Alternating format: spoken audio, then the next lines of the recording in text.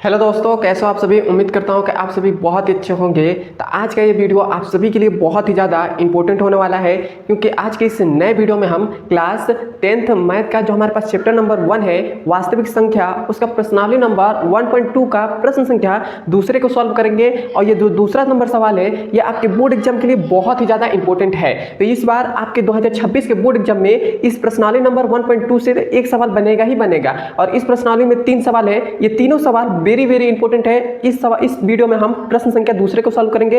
इसके पिछले वाले वीडियो में मैंने प्रश्न संख्या पहले को सॉल्व कर दिया था, तो उसे आप नहीं देखे हैं तो उसे जरूर आप देख लीजिएगा। नहीं आपको मिल रहा है तो मेरे व्हाट्सएप चैनल पर मैसेज, आप मेरे व्हाट्सएप नंबर पर मैसेज करके आप वीडियो को देख सकते हैं। तो आइए अब हम दूसरे नंबर सवाल की तरफ चलते हैं।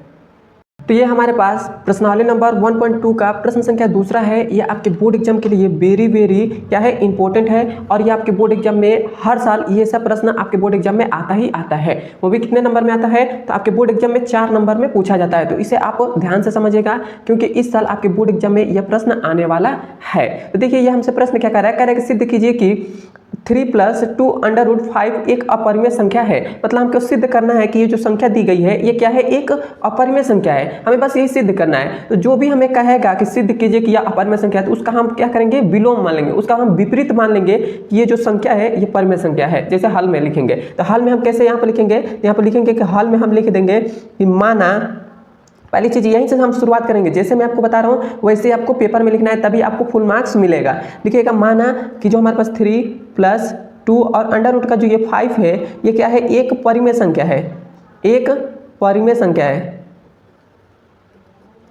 संख्या है, क्या है, एक परिमेय संख्या है। ये जो संख्या मैंने शॉर्ट में लिख दिया है, आप संख्या इस तरह से लिख लीजिएगा, परिमेय संख्या है। अच्छा, हमारे पास ये जो संख्या हमारे पास है परिमेय संख्या है, और हम जानते हैं कि परिमेय संख्या होती है वो किसके रूप में होता है, तो p/q के रूप का होता है। तो ये p/q के रूप के बराबर हो जाएगा। तो यहाँ पर हम लिख दे रहे हैं 3 + 2 और √5, ये किसके बराबर हो जाएगा, p/q के रूप के बराबर होगा। क्यों p/q के बराबर होगा, क्योंकि ये परिमेय संख्या हमने मान लिया है। और परिमेय संख्या किस रूप में होता है, p/q के रूप में होता है, तो p/q हो गया। और यहाँ पे एक बात लिख देंगे कि यहाँ पर लिखेंगे कि जहाँ q ≠ 0।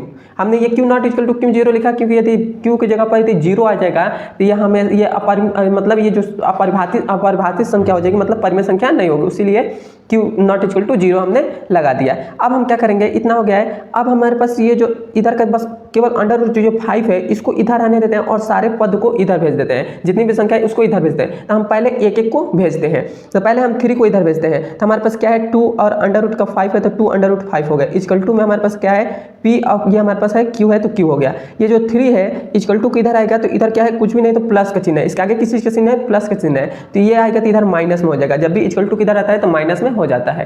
क्लियर है यहाँ तक। अब देखिए, अब हम फिर से इस 2 को भी इधर भेजेंगे। तो इधर भेजेंगे तो हमारे पास क्या हो जाएगा, तो ये हमारे पास हो जाएगा, ये 5 हो जाएगा, अंडर रूट का 5, और इधर हमारे पास क्या है, p है, और बटा में हमारे पास q है, q, और ये हमारे पास माइनस का 3 है, तो 3 हो गया। अब देखिए, ये जो 2 हमारे पास गुणा में था, इधर इसके अंडर रूट 5 के गुणा में है, तो इक्वल टू इधर आएगा तो क्या हो जाएगा, भाग में हो जाएगा। तो ये हमारे पास 2q हो जाएगा। क्लियर है यहाँ तक। मैं आशा करता हूँ कि आपको समझ में आ गया होगा यहाँ तक। अब हम चलते हैं इसके आगे। तो इसके आगे अब हम जानते हैं कि ये जो संख्या हमारे पास दी गई है √5, ये एक अपरिमेय संख्या हमको मालूम है। तो हम यहाँ पे लिख देंगे कि क्या लिखेंगे, कि यहाँ पे लिखेंगे कि अतः लिख देंगे कि √5 एक अपरिमेय संख्या है। क्या है, एक अपरिमेय संख्या है। हम जानते हैं कि अंडर रूट जो 5 है ये एक अपरिमेय संख्या है, तो ये एक अपरिमेय संख्या हो गया। उसके बाद अब हम हमारे पास देख लीजिए, p और q हम जानते हैं कि ये कोई भी दोनों रहते हैं तो पूर्णांक रहता है। तो मान लेते हैं कि p हमारे पास, p का मान हम एक अजूम हम कर लेते हैं, मतलब मान लेते हैं हमारे पास p का मान क्या है, p का मान हमारे पास 2 है हमारे पास है, और q का मान भी हम मान लेते हैं कि हमारे पास 1 है। यह हमने मान लिया। तो अब हम देखिए, इसकी जगह पर यदि हम रखें, इसके जगह पर, तो हमारे पास p का मान क्या हो जाएगा, 2 हो जाएगा, और ये हमारे पास 2 × 1, और ये हमारे पास क्या हो जाएगा, 3 हो जाएगा। जब हम इसको सॉल्व करेंगे तो हमारे पास कुछ ना कुछ तो पूर्णांक ही न मिलेगा। क्या मिलेगा, कोई भी जब हम इसको सॉल्व करेंगे तो हमको क्या मिलेगा, पूर्णांक मिलेगा। क्या मिलेगा, पूर्णांक हमको मिलेगा। तो ये पूरी संख्या पूर्णांक है, तो ये परिमेय संख्या के रूप का होगा। तो जब हमारे पास पूर्णांक मिलेगा तो ये क्या है, ये संख्या जो है ये परिमेय संख्या है। तो इसलिए यहाँ पर हम लिखेंगे कि अतः p और बटा में 2q माइनस का 3 एक परिमेय संख्या है। परिमेय संख्या है। अब हम जानते हैं कि ये परिमेय संख्या है और ये अपरिमेय संख्या है, तो ऐसा तो कभी नहीं हो सकता है कि परिमेय संख्या और अपरिमेय संख्या दोनों बराबर हो। तो हम यहाँ पर लिखेंगे कि अतः हमारी कल्पना गलत है। क्या लिखेंगे? तब, यहाँ पर तब लिखेंगे, तब हमारी